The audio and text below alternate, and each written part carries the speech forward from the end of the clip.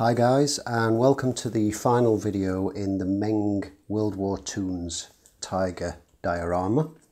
And as you can see, the diorama is now complete on its base, and for those of you who didn't know or perhaps haven't seen the movie, this is a scene based on the movie Kelly's Heroes, starring Telly Savalas and Clint Eastwood and Donald Sutherland. If you haven't seen the movie, go and watch it. Go and watch it immediately because you are missing a treat. It's an absolutely fantastic movie. It's a great story. It's very well acted. It's really funny. It's very light-hearted, and it's just fantastic. It's a brilliant movie. It's one of my favourites. Probably my favourite war-themed movie.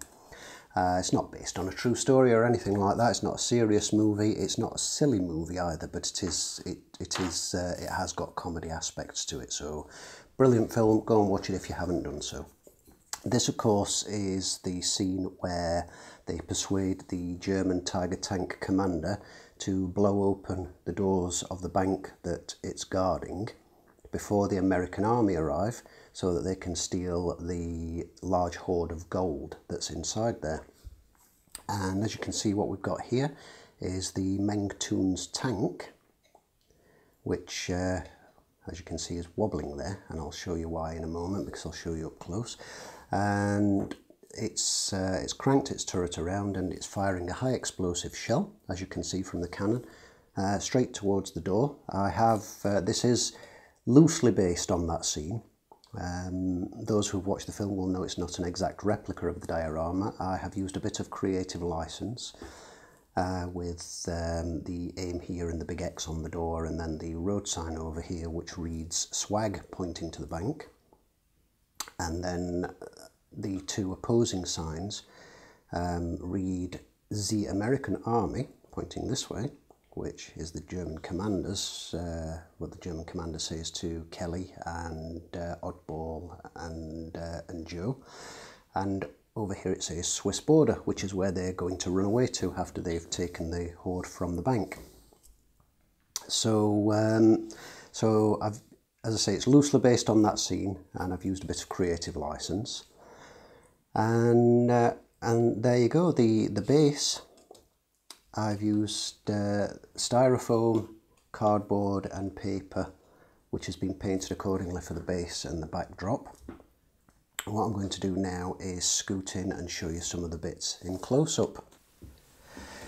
So the very first thing we're going to look at is the backdrop, the wall. This is a piece of thin polystyrene, and using a coffee stirrer, I basically dug the shape of the brickwork into the polystyrene and ran it through in a sawing motion to create those lines. And the same with the archway and the door. It was painted with PVA, thinned 50-50 with water to make a wash, and it was given a couple of coats of that and left to dry to seal it, and then painted over the top with first of all a dark brown, then a sort of a mid sand brown, and then a light brown was dry brushed over the top of that to give some contrast, and then darker brown, hull red I think it was used for the doors, the archway doors, just brushed on. And here we have the aim here and a big yellow X showing where the Tiger tank's going to point its high explosive shell. And then of course over here, from those who've seen the film, you'll see the Kilroy, which of course in the film is actually inside the bank, but obviously because I'm not modelling the inside of the bank, and it's quite an important part of the end of the film, it's quite prominently seen. So we've got the Kilroy with the little wording at the bottom there. And we're going to move on to the next part. And this part just here, we've got the steps and part of the cobbles. Same kind of procedure. I used cardboard to form the steps, and then it had paper towel laid over, which was saturated with thinned PVA, smoothed down in the middle to try and replicate the wear of walking up and down this bit, and left rougher at the sides so that it's is trying to replicate the fact that this would have been worn smooth with the passage of footsteps over the years. And this was then painted in the same manner. The cobblestone's exactly the same thing, but to get a deeper groove, what I used here is a soldering iron. So I cut the grooves in here across in the same manner, and then using a hot soldering iron quickly ran that across to create the bigger troughs in there. I then did all of the dry brushing, same technique as I did on the brickwork, and additionally brushed some dry earth pigment over the whole thing, which I also used on the tank, but just to give that a little bit of a drier, more weathered look. Here we see a close-up of the sign, as you can see. This was made from a bamboo skewer and some coffee stirrers which were cut to shape, painted, and then used a CD marker pen to do the outline and the wording. So we've got Z American Army and Swiss border accordingly. Nice little road sign so people know what's going on there. And now we'll have a look at the Tiger tank itself. We've got the additional tow cable which is seen of the Tiger tank in the movie. The Tiger tank in the movie is of course not a Tiger tank at all, because at the time it was filmed there were no running Tiger tanks in the country. The only one running which was used in the movie Fury is in Bovington Tank Museum in England.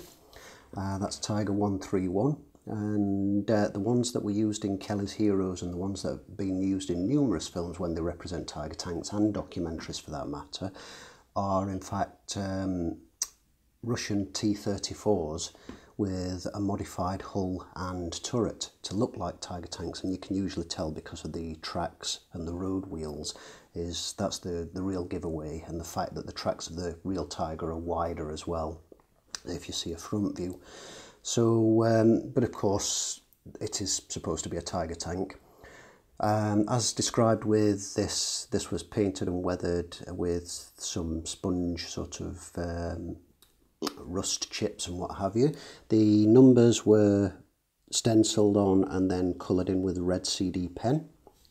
And then of course on the back of the turret we have the no smoking sign and Rauchen verboten, which is smoking forbidden.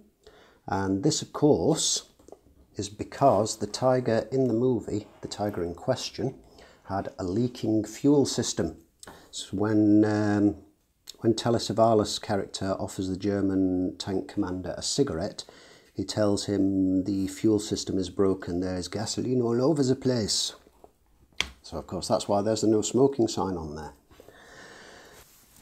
Down here on the tracks we've got a bit of dry dust sort of just brushed on to give it a little bit of a weathered look, and similarly on the front parts here, and also if I can scoot that around on the rear, and you can also see that just under the exhausts there. Probably my favourite bit of the build, because it's the first time that I've actually done this and tried this, is the shell being fired out of the 88mm cannon with the big cloud of smoke, the big puff of smoke and the smoke trail following the shell, which bright yellow with a black tip and appropriately marked HE for a high explosive to signify that it's a high explosive shell.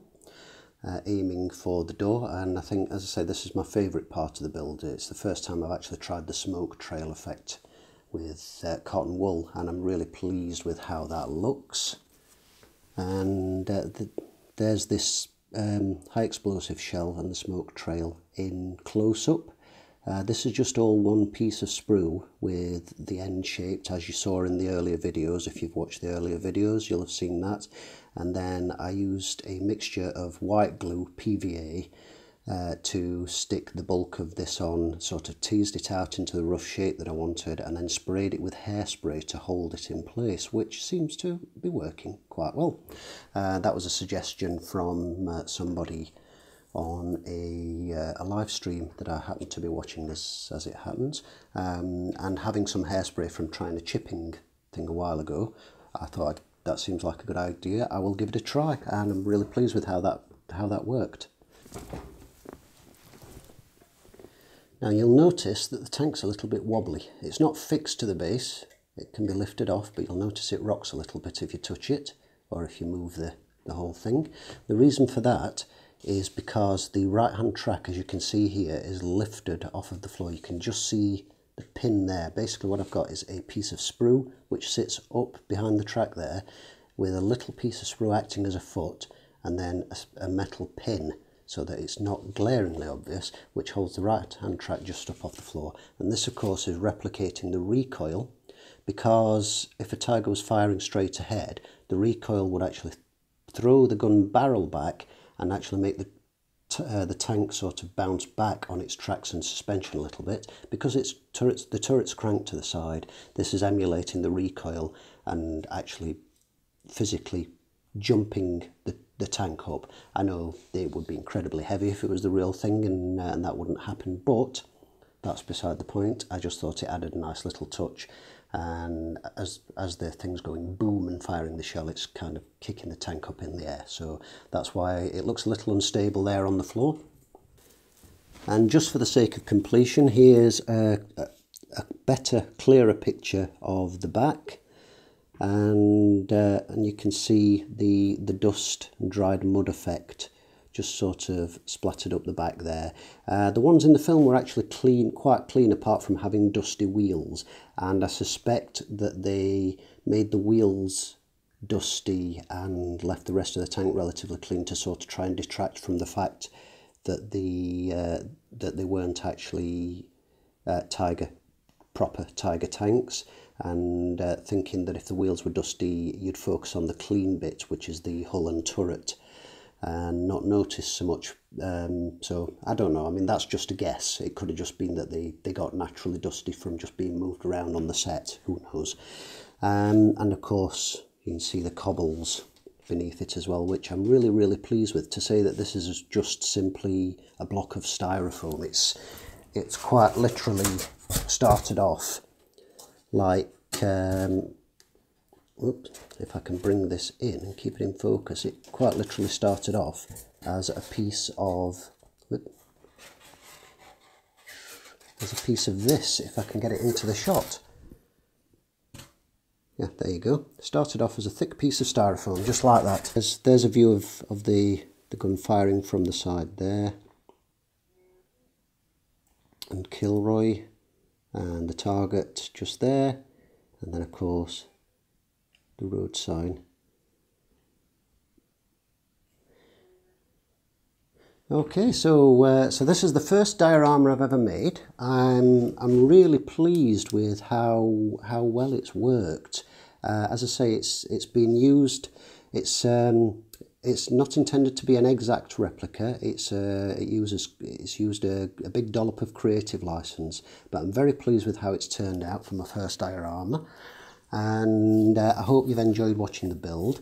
And what I'm going to do now is show you some close-up detailed photographs, and then we'll see it on the turntable so you can have a look at it. So thank you for watching, and we'll see you in the next series of videos.